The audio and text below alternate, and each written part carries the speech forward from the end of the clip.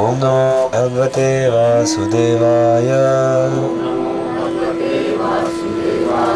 ओम नमो भगवते वासुदेवाय। नारायणं नमस्कृत्यं नरं चैव नरोत्तमं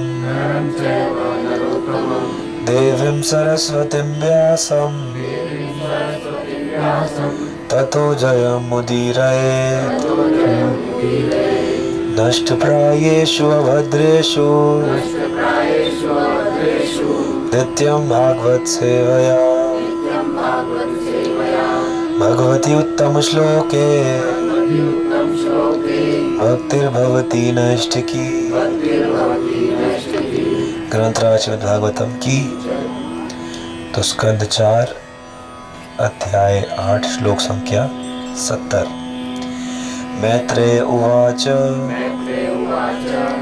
इति इस प्रकार देवर्षिणा श्री नारद मुनि द्वारा प्रोक्तम कहा गया, विश्रुत्य सुनकर, जगतीपति राजा, राजलक्ष्मी राजा का ऐश्वर्य, अनादृत्य चिंता किए बिना, पुत्रम अपना पुत्र, एवं निश्चय ही, अन्वचिंतयत उसके विषय में सोचने लगा।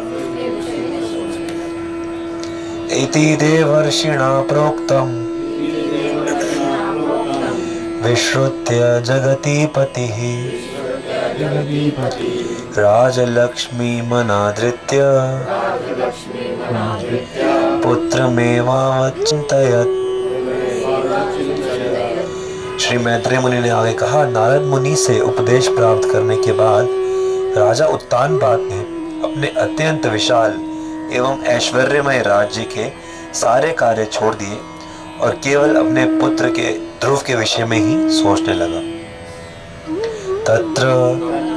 तत्पश्चात अभिषिक्तः स्नान करने के बाद प्रयतः ध्यान पूर्वक ताम उस उपोष्य उपवास करके विभावरी रात्रि समाहितः पूर्ण ध्यान से पर्यचरत पूजा की ऋषि श्री नारद मुनि द्वारा आदेशेन आदेश के अनुसार पुरुषम श्री भगवान की तत्राभिषिक्तः प्रयतस तामुपोष्य विभावरी समाहितः पर्यचर दृश्यादेशेन पुरुषम। इधर ध्रुव महाराज ने मधुवन पहुंचकर यमुना नदी में स्नान किया और उस रात्रि को अत्यंत मनोयोग से उपवास किया। तत्पश्चात वे श्री नारद मुनि द्वारा बताई गई विधि से श्री भगवान की आराधना में मग्न हो गए। तात्पर्य, इस विशिष्ट श्लोक की महत्ता यह है कि ध्रुव महाराज ने अपने गुरु श्री नारद मुनि द्वारा बताई गई विधि के अनुसार कार्य किया। श्रीधर विश्वनाथ चक्रवर्ती का भी यही उपदेश है कि यदि हम श्री भगवान के धाम को वापस जाने में सफल होना चाहते हैं तो हमें गुरु के आदेशों के अनुसार गंभीरता पूर्वक कार्य करना चाहिए। पूर्णता का यही मार्ग है। पूर्णता प्राप्ति के विषय में तनिक भी चिंता नहीं करनी चाहिए, क्योंकि जो मनुष्य गुरु के आदेशों का पालन करता है वह अवश्य ही सिद्धि प्राप्त करता है। हमारी एकमात्र चिंता यह होनी चाहिए कि गुरु के आदेशों को कैसे पूरा किया जाए। गुरु अपने प्रत्येक शिष्य को विशेष आदेश देने में निपुण होता है और यदि शिष्य उस आदेश को कार्य रूप में परिणत कर देता है तो वह उसके लिए पूर्णता का मार्ग है। तो जो महाराज उत्तानपाद है वो आसक्ति में निमग्न है, अपने पुत्र के बारे में सोच रहे हैं, परेशान हैं। लेकिन ध्रुव महाराज जो अपने लक्ष्य में बिल्कुल अडिग हैं, उनको इस प्रकार की कोई आसक्ति सता नहीं रही है। तो ये देखना पड़ेगा हमें, समझना चाहिए कि भगवान को प्राप्त करने के लिए संसारी आसक्तियों को छोड़ना पड़ेगा।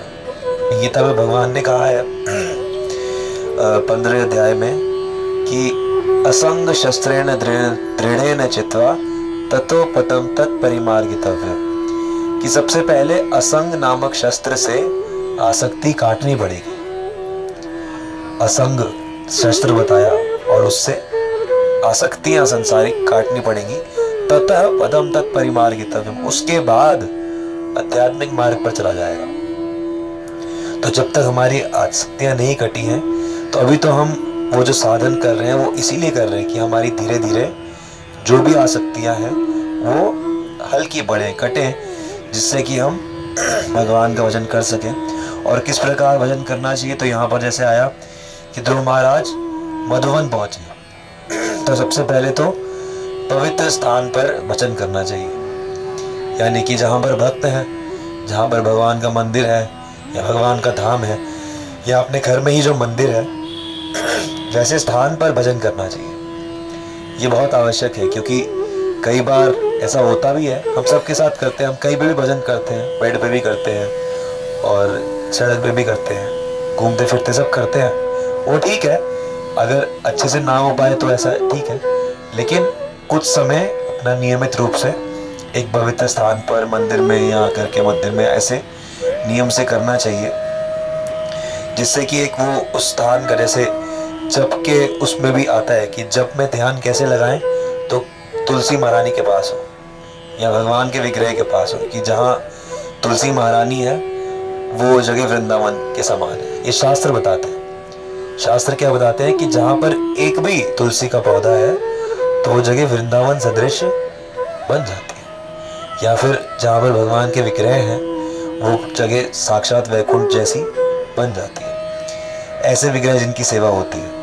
तो ऐसे ही पवित्र स्थान में जाना चाहिए। और स्नान, यमुना नदी में स्नान किया, तो स्नान बहुत आवश्यक है, क्योंकि स्नान से हमारे जो शरीर के अंदर तमोगुण और रजोगुण होता है वो कुछ समय के लिए शांत हो जाता है, सत्वगुण में शरीर आ जाता है। तो इसका भी बहुत प्रभाव रहता है, इसलिए 3 बार दिन में स्नान करना चाहिए। 3 बार ना कर सको तो कम से कम 2 बार तो करो। और उस रात्रि को अत्यंत मनोयोग से उपवास किया, तो ये उपवास भी बहुत महत्वपूर्ण है। साधक को जो है वो उपवास करना चाहिए। उपवास का मतलब सिर्फ भोजन का नहीं होता, हर इंद्रिय का, आहार से दूर रहकर भगवत चिंतन में मन को लगाना। उपवास का मतलब क्या होता है? आहार से दूर रहना। और आहार सिर्फ मुख से खाया हुआ भोजन नहीं होता, जो भी हम सारी इंद्रियों से जो चीजें अंदर लेते हैं, आह्रियते इति आहार, जो भी आंखों से देख रहे हैं वो आंखों का आहार है, कानों से जो सुना जा रहा है वो कानों का आहार है, नाक से जो सूंघा जा रहा है वो नाक का आहार है। हाँ, आप इंद्रियों को नाक बंद, हाँ, तो नाक से वही चीज है ना कि अब नाक से जो सूंघा जा रहा है वो नाक का आहार है, तो उससे दूर रहना है, यानी कि ऐसी गंधों से दूर रहना है जो आपका मन विषयों में लगाए। ऐसी गंधों में भगवान को जो इत्र अर्पण किया, भगवान को जो चढ़े हुए फूल हैं, अब वो वाली गंध आपको भगवान की तरफ लेकर जाएगी। और कोई ऐसी गंध है जो आपको भगवान से दूर लेके जा रही है, तो वैसी उससे दूर रहना चाहिए।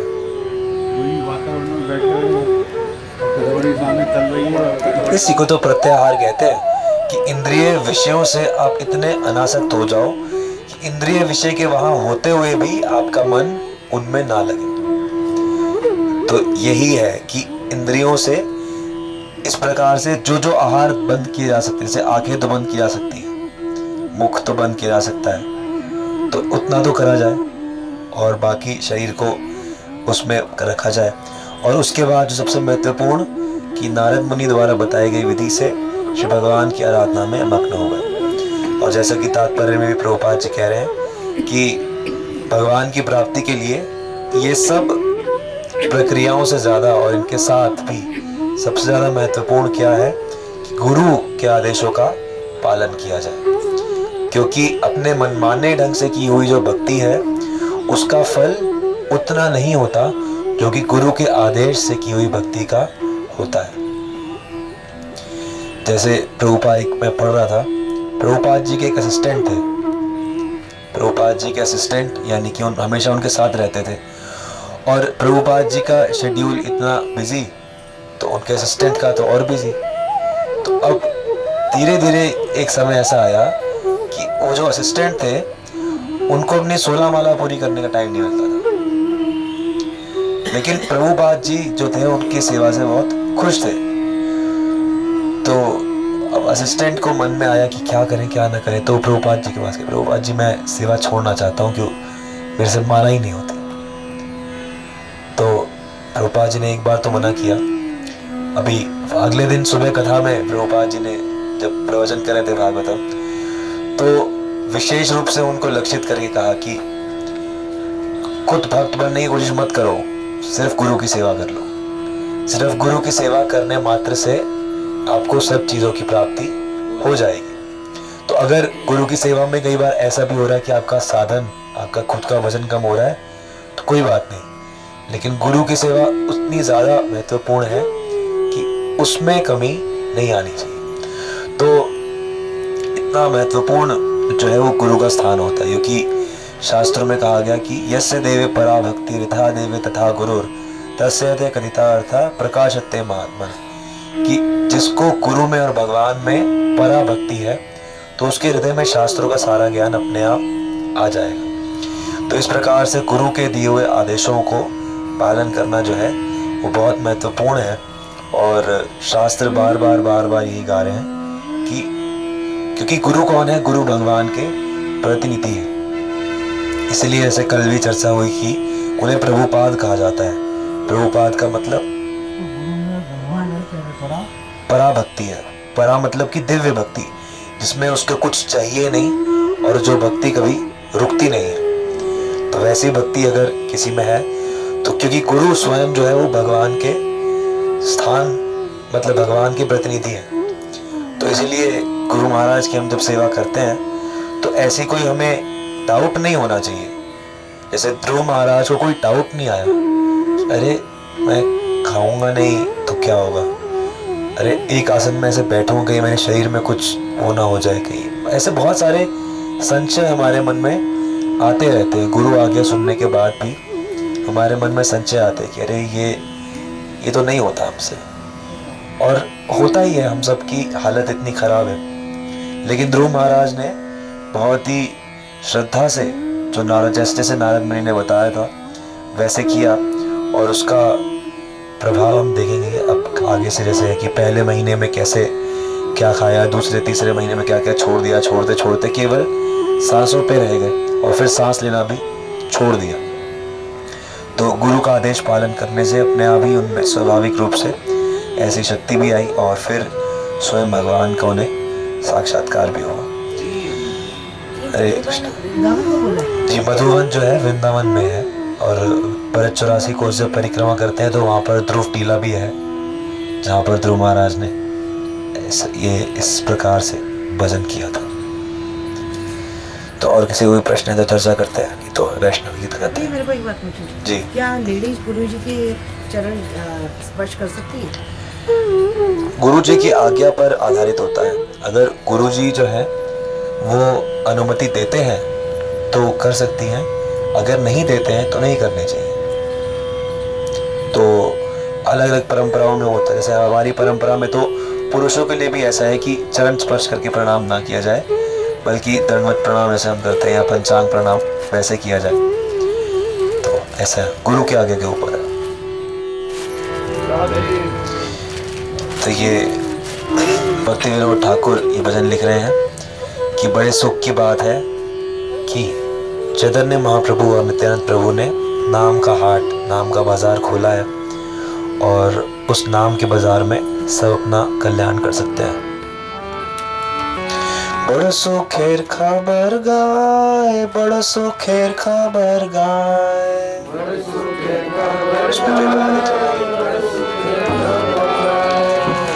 सुखेर खबर गाय, बड़ सुखेर खबर गाय। बड़े सुख के खबर गाय, बड़े सुख के खबर गाय। सुरभि कुंज ते नामेर हाट खुले छे, सुरभि कुंज ते नाम हाट खुले छे, सुरभि कुंज ते नामेर हाट खुले छे। सुरभि कुंज ते नाम हाट खुले छे। खोदा नेताय, खोदा नेताय, खोदा निताय, खोदा निताय, खोदा नेताय, खोदा नेताय। खोदा निताय, खोदा निताय। बड़ मजार कथा ताय, बड़ मजार कथा ताय, बड़ मौज कथा ताय, बड़ मौज कथा ताय, बड़ मजार कथा ताय, बड़ मजार कथा ताय। बड़ मौज कथा ताय, बड़ मौज कथा ताय। श्रद्धा मूल्य शुद्ध नाम से ही हाटे ते बिकाय, श्रद्धा मूल्य शुद्ध नाम से हाटे ते बिकाय, श्रद्धा मूल्य शुद्ध नाम से ही हाटे ते बिकाय। श्रद्धा मूल्य शुद्ध नाम से हाटे ते बिकाय। खोदा नेताय, खोदा नेताय, खोदा निताय, खोदा निताय, खोदा नेताय, खोदा नेताय। खोदा निताय, खोदा निताय।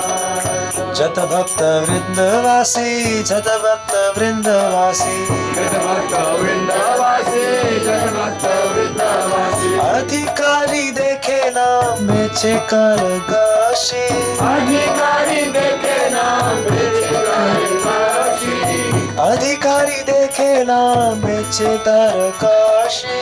अधिकारी देखे नाम बेचे काशी।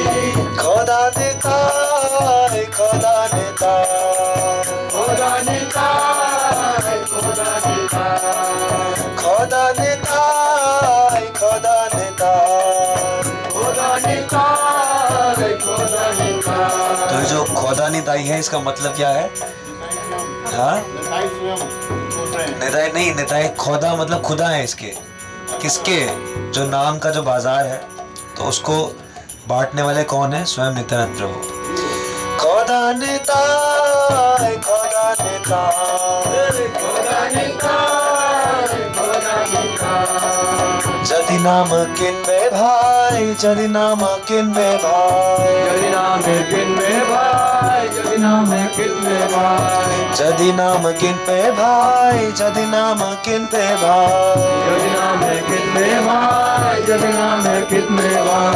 आमा संगे चल महाजनेर काछे जाए, राम राम संगता जगन्नाथ जाए। खोदा नेताय, खोदा नेताय, खोदा निताय, खोदा निताय, खोदा नेताय, खोदा नेताय। खोदा निताय, खोदा निताय। तुम किन्बे कृष्ण नाम, तुम किन्बे कृष्ण नाम, तुम किन्बे कृष्ण नाम, तुम किन्बे कृष्ण नाम, तुम किन्बे कृष्ण नाम, तुम किन्बे कृष्ण नाम। तुम किन्बे कृष्ण नाम, तुम किन्बे कृष्ण नाम। दस्तूरी लाई आमी पूर्ण बेकाम, कस्तूरी लाई राम पूर्ण विकाम, दस्तूरी लाई आमी पूर्ण बेकाम। कस्तूरी लाई राम पूर्ण विकाम।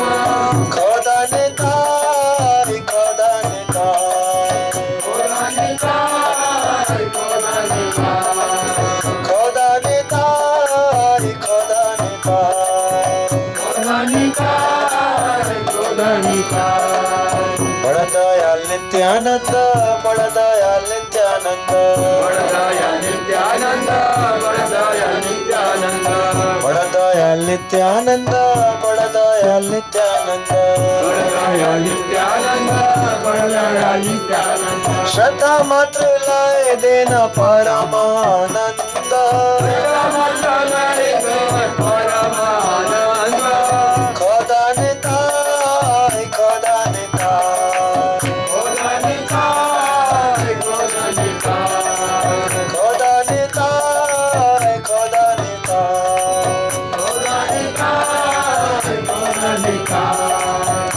बार देख ले चक्षे जल, एक बार देख ले चक्षे जल। गौर बोले निताई देना सकल संभाला,